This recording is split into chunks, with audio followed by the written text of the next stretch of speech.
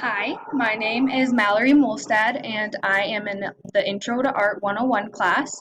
And this is my final presentation for Edward Keenholz. And so, yeah, let's get into it. So, Edward Keenholz was born on October 23rd of 1927, and he died June 10th, 1994, of a heart attack. He was born and raised in Fairfield, Washington, and as he got older, he moved to Los Angeles where he began to create his artwork, and he had no training, no artwork training except for when he was a young man while he was growing up. His parents owned a wheat farm, and he learned skills like carpentry, metalwork, and automobiles, how to work on cars and build different things. And he used those skills to make his art when he would find random scraps and create his beautiful, intricate pieces. So the first piece I have is one that is out of our book. It's the State Hospital. This is a really big piece. It has a lot of meaning to it. Edward actually made this based off of somebody he knew when he had his first job. He worked in a mental hospital um, in Idaho. And what's pictured here is a man he knew who was dying of cancer but was considered mentally ill. He was dying, he wasn't doing well, and Edward cared for him a lot and saw what all of these people were going through, and he knew it wasn't right and that he could take a stand and show people what's really going on here. So, what's pictured here is he has a fishbowl as a head, and there's actually two fake black fish in the head to represent crazy eyes. And the man he has pictured is actually dreaming of himself, but the only thing he can dream of is where he is currently at, dying, and he can't even move. So this is a huge, huge, huge piece. Huge piece. The next piece is the Beanery. This was created to show how people during the war were just kind of stuck in time. Everybody's face is at 10:10, which is just a time that everybody is sitting there passing time while the war is happening. This actual place that he recreated smelt like the Beanery and had controversial artwork over it. Just as you can see, there's a word on the screen that I'm not really comfortable saying, but it's spelt wrong, and that's just showing um, the mentality of the time that people were in back then and how everyone's just wasting time and don't really know where they're at in the life.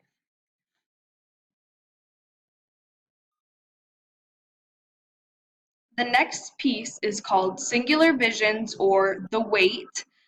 It's an artwork that represents elderly people and how, as they grow older, um, it's sad, but people tend to forget about them and they just end up isolated with really no options because the only way they're able to get around is with assistance.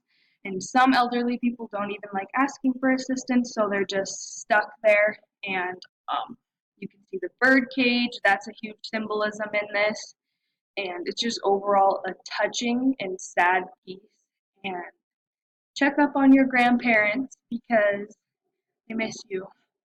And this piece is really, really, really touching because it reminds you of that your grandparents were once people like us living their life to the fullest, and now all they can do is sit there and wait until their day comes. This next piece is another huge piece. It's called Five Car Stud, and this artwork represents the civil rights time. You can see there is an African American male being beat up by white males in masks. The piece had the headlights shining on it and everything, and it was stuck like this. And a touching piece that makes you think back to when times were extremely different and everyone's mindset was really in the wrong, and how much African Americans had to fight for their civil rights, and to not forget the people who went through what they went through so we could be where we are today.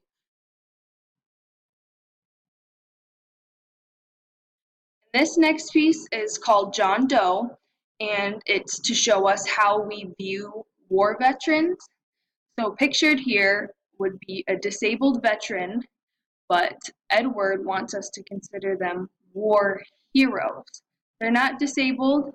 They might be disabled, but that's not how our first classification of them should be. It should be that they are heroes and they fought for us and our country. Even though Edward really was against war, he still wanted the people who went through the wars to be recognized correctly for what they went through. This next piece is the Infield on Patty Pasafi, and this piece is showing a woman who is on birth control. He did a lot of pieces about women and abortion and birth control and how women had barely any options back in the day, and this showed how this woman had been changed by the effects of the birth control on her.